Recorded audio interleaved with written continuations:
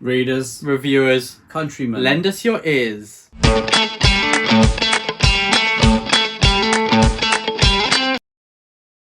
Welcome back to the channel. Today, Ed and I on the Brothers Gwynne will be talking about our last new favourite. So we've had a little series talking about some of our favourite books since we had a 6-7 month break where we were not on the channel. So this is us talking about the books that we didn't have a chance to talk about, and this is going to be the last in that series. So hopefully you've enjoyed the previous videos on that, and this is our last new favourites video. So yeah, shall we just get into it? It's been an emotional journey. It's been a ride, but we are finally here. I think you've got 3 and I've got 4, so I'll kick it off. I actually have 4. Oh, do you? Yeah. Kick us off, Ed. I'll kick you off. I'll never kick you. So firstly for me, I've D. Brown's Bury My Heart at Wounded Knee, and this is an intense book. It is a non-fiction written about the Native American experience of the occupation of America by white colonials, and it is just full to the brim of horrifying details. This is probably one of the most horrific reads I've ever read, but I think I put it on my favourite reads because of the importance that I think of this book, and that I think it is essential reading for really everyone. I think it's so important to know about the atrocities committed, and that are still being committed as well. And I think that it's just a really important book, basically. There are some absolutely awful facts here, which just paint a very vivid picture of what 19th century America really was like, and earlier as well. And there's so many misconceptions that are addressed here that I think, the vast majority of people won't ever know unless they actually read something like this that really spells it out. And I mean, I'm fascinated with Native American history and the history of the Americas. And this book is, it was great for me to read on that, but then I was really enraptured with just everything bad that has basically happened. It was a land anyway of just terrifying stuff. So I think it's super important to read. Yeah, very nice, Ed, and I'm definitely going to be reading that at some point. And first up, I have The Gates of Fire, which we've actually done a video on. So I'll put a link to that in the thing above. I forget what it's called, but The Gates of Fire is a historical fiction epic that tells the incredible story of Thermopylae 300 in a very atmospheric way, but also embedded within that we have a very intimate and personal story that brings heart with it, and it's the combination of these two separate but joined stories that really make The Gates of Fire incredible. And I'm not sure if I said it already, but this could be my favourite read of the year so far. I think the read I just finished may just beat it there, but The Gates of Fire is certainly incredible, and it is probably, if we revisited our top 10 reads ever, it would probably be in there somewhere at least. And The Gates of Fire is just an incredible historical fiction tale, and I think if you're into fantasy, this is definitely something to check out if you want to make you into the historical fiction genre. And I think another book that fantasy viewers would love, that I think we're both going to talk about today, Will, is actually Let the Right One In. Yes. This is a Swedish book, and it is a vampire horror, and it is one of the few, I don't really read much horrors, but it is a horror that truly actually is horrific. And there are some absolutely terrifying things that happen in this book, and the pacing is so good. And basically, the cast of characters felt very Joe Abercrombie-esque, I think. Yeah, it did. Everyone's very grimdark. I mean, everyone's very real, and they've all got their own personal stories, their arcs, their backstories, that really lend into the writing and the pacing really well. And I think the writer just ramps up the tension just so perfectly to the end, where there's an amazing climatic scene. Yeah, this is also on my list for today, and I think that some of the characters are despicable, and there's some really dark stuff happens in Let the Right One In, but it is incredible and it is not gratuitous. There's been 2 films made out of it. I think Let the Right One In is the Swedish version, and then Let Me In is the American version. Yeah. I really enjoyed watching Let Me In. I haven't watched the other version, but Let Me In was a brilliant film adaptation. Right, great as well. So bleak. Who made it?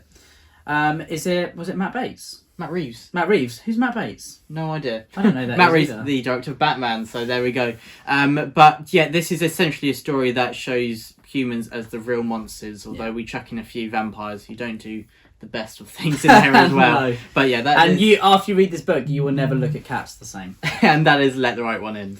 And well, do you want to do the next one, Will? I will do that then. And I have The Bell Jar by Sylvia Plath, although when this was published in, I believe, 1963, it was published under a pseudonym.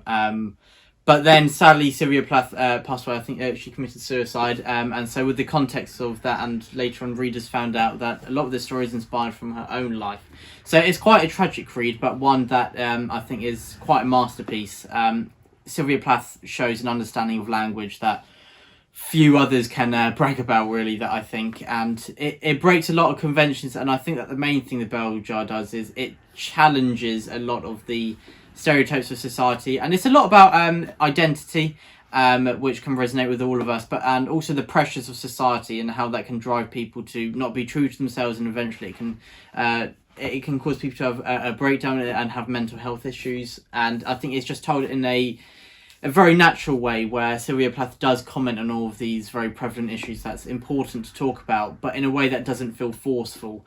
She does it in a very natural and subtle way. And yeah, The Bell Jar, I blitzed through this, really easy to read, but Sylvia Plath is an incredible writer. The Fall of the Phoenix is by one of my good friends, Daniel Kelly, and I was very happy to read this book, and I really enjoyed it. I'm glad that I very enjoyed it. And so this is the tale of Troy. And is kind of a fantastical historical fiction reimagining. And Daniel Kelly makes some very bold decisions, which I'm definitely here for. I love how he switches up history, because, I've read a lot of retellings of the Siege of Troy, and, you feel like it so well that it's really refreshing to read a book that is confident enough to kind of tip a few things on their head and just keep you guessing, keep you on your toes, which I think Daniel Kelly has a really good balance of. But yeah, I really enjoyed this. The characters are written kind of really in depth, and the battle sequences are really fun and engaging. And I really like, obviously, we like the plot, we like the Siege of Troy. I like anything to do with military stuff, really. So yeah, this is definitely a book for me. But if you want to read a slightly different imagining of Troy, the Siege of Troy, and all those famous characters from the Iliad, then definitely go check this out, because I think you can feel that Daniel Kelly has poured his heart and soul into this. Yeah, I think that idea of a different perspective on the tales of the telling of Troy is something very appealing to people, and that brings me on to my last book this video, which is The Women of Troy. We didn't even mean to do that, but we did. And this is by Pat Barker. This is the sequel to The Silence of the Girls, which, if you followed the channel last year, you know that I absolutely adored. And so basically, The Silence of the Girls follows the perspective of Briseis, who is a noble of Trojan society, but is made a slave of Achilles once the war begins. And so we see it from her perspective, and we see that the limited power she has, but what she has to do to survive. And she's in a position where she gets to witness many of the key figures of the Trojan War, and some of their decisions, some of the very key moments with Agamemnon, Odysseus, Achilles, Patroclus, and many, many more. And the Women of Troy continues that, but at this point, Troy has fallen, and it is the immediate aftermath. What is everyone going to do? There's huge enmities within the factions in the Greek army, and obviously Troy has just fallen. How is everything going to be split? What's going to happen now? Are they going to stay united? There's a lot of questions posed here, as well as a lot of the women, especially, who are made slaves and are brought into the Greek camp in this position. And it is it's very hard hitting. I think you have to be in a certain mind frame to read this, but it is definitely worth the read. It is pretty fantastic in the way that Pat Barker tells the story, but also the characters and the plot that she has made up here, really. And yeah, I think she does an incredible job. And the last one for me as well, it's been a pretty tough 7 months for the past, and basically I went to reread books that I really enjoyed, just to kind of help me through that tough period. And I went and listened to The Lord of the Rings, narrated by Andy Serkis. Andy Serkis, you said your Goodreads review. I spelt it. It auto-corrected to Circus, C-I-R-C-U-S. But Andy Serkis's review, not his review, his reading of The Lord of the Rings was absolutely breathtaking. It was so much fun to be back in that world. It is just beautiful, and there are just so many good things to say about Lord of the Rings, and there are many people who could say it a lot more eloquently than I could. But I think that Tolkien just has this heart to his writing, and whether it's nostalgia for me or just the beauty of the landscapes and the characters and what they all endure, it's just some of the best writing ever, and it's so addictive. And Andy Serkis's Narration was brilliant, all the different voices. I can't remember, he said how many characters he voiced, which was just an insane number. But, you know, and I love the books so much. They have this feeling of just, you know, you are coming home, you're coming back to the Shire. Nostalgia. Yeah, absolutely. But, you know, it feels like a safe place, definitely. So, yeah, I really enjoyed listening to them. And I think if you've never listened to any Audible before, go check out Andy Serkis's review reading, especially if you've actually physically read Lord of the Rings, because you know the story. Or so The well. Hobbit, because he also does a brilliant job. I listened to The Hobbit as well. I always pack that in also with the Lord of the Rings. Yeah. But, yeah, so if you've actually physically read that, then go try that as your first Audible, because you will absolutely love it. I promise. And there we go. That is all our books for today. Hopefully you enjoyed this video and the kind of series of videos we've had talking about some recent favourites. We do love to talk about some books that we love, don't we? And that is what we've been doing here.